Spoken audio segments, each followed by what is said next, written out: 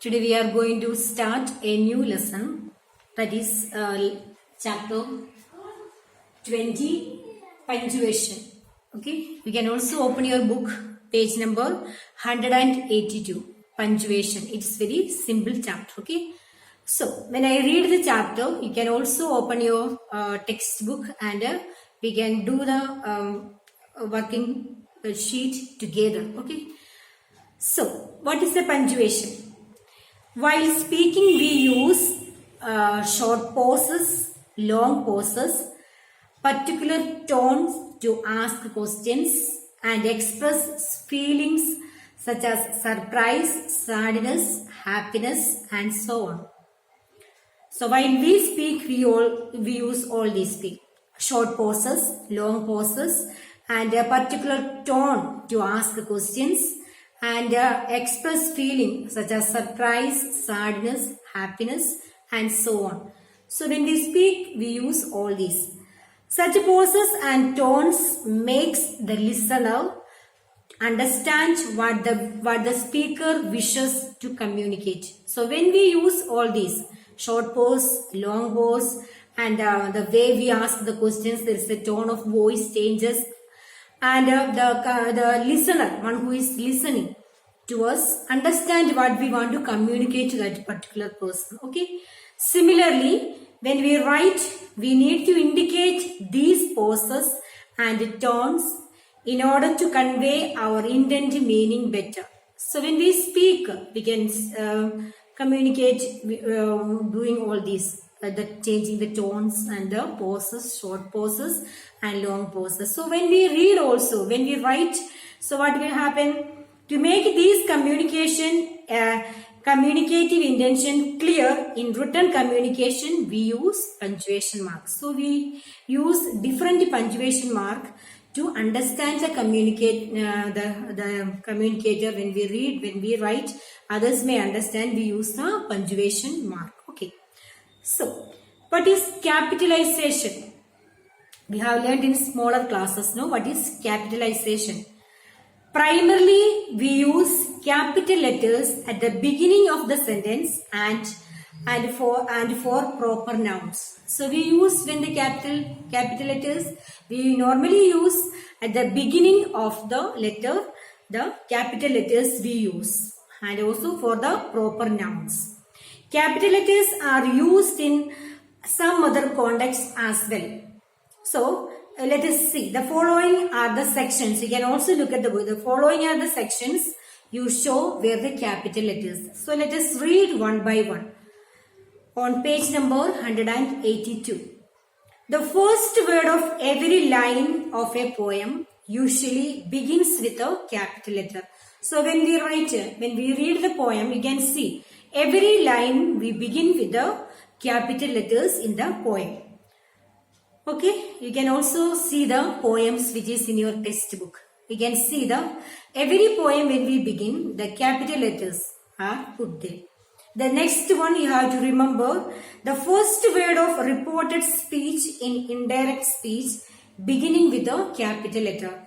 So you have learned the reported speech, direct and indirect speech. Okay, so when we begin the word reported speech, the direct speech, we begin the capital letter. You can see here, Rahul said, R is capital letter. She is my sister. She also is in capital letters. The next example, the pronouns in the first person singular I is always written as capital letter. We are remembering, no? The pronouns I is always written in capital letters. The next one, the first letter of the names of the days and months are written with capital letters. The days, the months, all these are written in capital letters. So, words other than preposition, conjunction and article, titles of the book and other published work are written with the capital letters. So, where we write the capital letters, the books, okay, and other published work, all these are written in the capital letters. So, you know normally where we have to use in the capital letters. And also we use in the names of governments, department and official designations are written with the capital letters. Okay, the government of West Bengal, we write in capital letters. Queen of England, Q and E, we write in capital letters. Also, the God are written with the capital letters. God, G is in capital letter, and the Almighty, A is also written in capital letters. So you know where we have to use the capital letters. And now there are punctuation marks. We have the name of our lesson also is a punctuation. Okay. So what is punctuation mark? We use punctuation mark to help the reader to understand our writing better. Without the punctuation mark, we just write a few letters. We don't understand that the others, when those who are reading our the question answer or whatever it is, they won't understand what it is. Okay, we write the capital letter, we put sometimes comma, inverted comma, semicolon, full stop. So, the others understand what it is, the meaning they understand. So, what is punctuation? We use punctuation mark to help the reader to understand our writing better. So, others may understand what is the real meaning comes. Okay. So, the principal punctuation marks are that we use in our writing as follows. Okay, there are 8 the principal punctuation marks. There are 8 of them. Here it is. The full stop, comma, semicolon, colon, question mark, exclamation mark, apostrophe, inverted commas. These are the 8 punctuation mark mainly we have written in the book. Okay, we take the first one, the full stop. Very simple, no? Full stop. The full stop represents the longest pause. So what is it? The full stop represents the longest pause. It is also called a period. So we have 2 names for the full stop.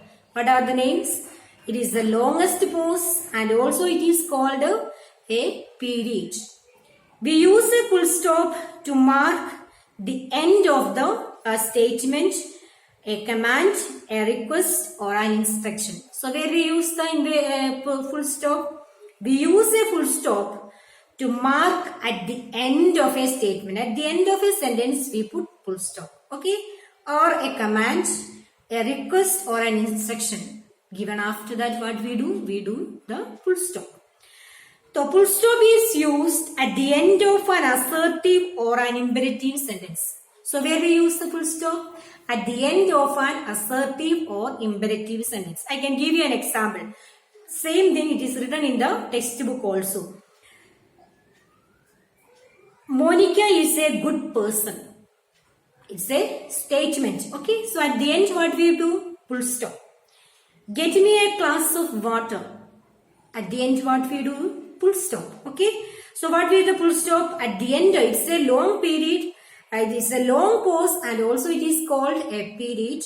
And also we use a full stop at the end of any statement, command or request or an instruction. After that we put a full stop. So next one we take comma. You know what to do, no? Comma, how to put? Comma, okay? So what is it? The comma indicate the shortest pause. The full stop was a longest pause and the comma is a shortest pause. Okay.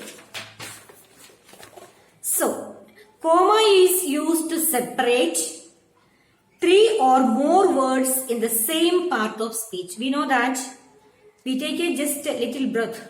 We put the comma. No? I want to visit my aunt. We put a comma. Uncle, comma. Younger brother and grand aunt. So, comma is used to separate the words. That is what you have to remember. Okay. So notice that no comma is placed before the last word and we use the coordinating conjunction to join them. The next one, comma is used to separate words, phrases or clauses in a sentence. So where we use the commas, with the comma we use to separate the phrase, clause and words. The next one is that a subordinative clause of any kind that come before principal clause. We use comma. I can give you an example of that. If I come, comma, you have to spend time with me. Okay. So when we separate a subordinative clause of any kind that comes before the principal clause, we put the comma. And also different part of a date, a letter or a written passage, we put comma. So you can give an example of that. 30 April, comma, 2020. We can say no. So we put a different part of a date in a letter or a written passage, we use commas. And different parts of an address. You write a letter. When we write a letter also, we put that, Presidency College, comma, the place name, comma. So, different places we put the commas. So, when we, different parts of an address also, we put the commas. Okay. And where we put the commas? In the reported speech from the rest of the sentences, in the indirect speech, we put comma. He said, comma, a stitch in time save 9. That we put in the inverted commas. You have seen how to make the reported speech. Okay. And what is the next one? The semicolon. Okay. The semicolon. How to put the semicolon? The full stop and a comma, we say that it is a semicolon. So what is the semicolon? The semicolon indicates a pause longer than a comma but shorter than a full stop. So that is the between it is. The semicolon indicates a pause longer than a comma but shorter than a full stop. So we just let us see where we use the semicolon. Okay. The semicolon is used to separate the clauses of the compound sentences when they contain a comma. So for an example, the enchanting, eloquent speech came to an end and there was absolute silence for a few moments. So the sentence it is, so where we have to put the comma and the semicolon. The enchanting, we put the comma, and the eloquent in the thought, eloquent speech came to an end, we put the semicolon. Okay, and the sentences which are closely connected in thoughts, where a full stop would mean too long a break. That place also we put the semicolon. So you can remember when we put the semicolon indicates pause longer than a comma and shorter than a full stop. Okay. Now the colon. How to put the colon? We put 2 dots. That is the colon. Okay. Colon. Here it is. Colon. So what is colon? The colon indicates a pause longer than the one indicated by semicolon. It is a little longer than the semicolon, we can say. So the colon indicates a pause longer than the one indicated by a semicolon. Okay. The colon is used to introduce a quotation. So we can say an example that Rajat says the colon writing is of a form of personal freedom. Okay, when we such sentences we use quotation. No, we use the colon. Okay. The next punctuation mark and is a interrogation mark. We can say interrogative. Okay, interrogation mark. The interrogation mark is used after a direct question. So when we put the interrogation mark, question mark also, we can say it as a question mark also. The interrogative mark is used after a direct question. So when we use the interrogative mark, the interrogation mark is used after a direct question. We put the question mark. So I can ask a question. Have you finished your homework? Have you finished your homework? What we put at the end? Full stop or question mark? We put the question mark because it is question. Are you coming with me? So this is a question mark it is. So at the end of an interrogative sentence, we put a question mark. Okay. The interrogation mark is used after an indirect question or after a polite request or submission. So where they use the question mark? After a direct question, after a polite request or a submission. Okay. Now exclamation mark. You know what is the exclamation mark? How to put the exclamation mark? Here. Okay. So what is the exclamation mark? The exclamation mark is used only after exclamations or expressions of strong emotions. Okay, when we have to put the exclamation mark, we put the exclamation mark after the exclamations or expression of a strong emotion. When we have to express strong emotion, hooray, we put the exclamation mark. Alas, we put the exclamation mark. Okay, now the apostrophes. The next punctuation is apostrophes. Okay, the apostrophe is formed by S is added to the singular nouns ending with letters other than S to denote their possessive forms. Okay, what is the apostrophes? It shows us the possessiveness. S, apostrophes. Okay, it's owning, it's mine. That we say, no, apostrophes, explaining it down, denote their possessions of forms. My uncle's book, my daughter's friend. So my uncle's book, it's an apostrophe. Okay, apostrophe S. We put the apostrophe and S. That means owning. It's his. It is my uncle's book. That means what it is? It is his uncle's book. It is. And my friend, daughter's friend is my daughter's friend. Okay, that we such a kind of sentences we use the apostrophes. Now the next this punctuation mark is inverted commas. Inverted commas. Okay. So where we put the what is inverted commas? The inverted commas or quotation mark are used to denote the exact word of a speaker through direct speech. So inverted comma is also called as a quotation mark. Okay.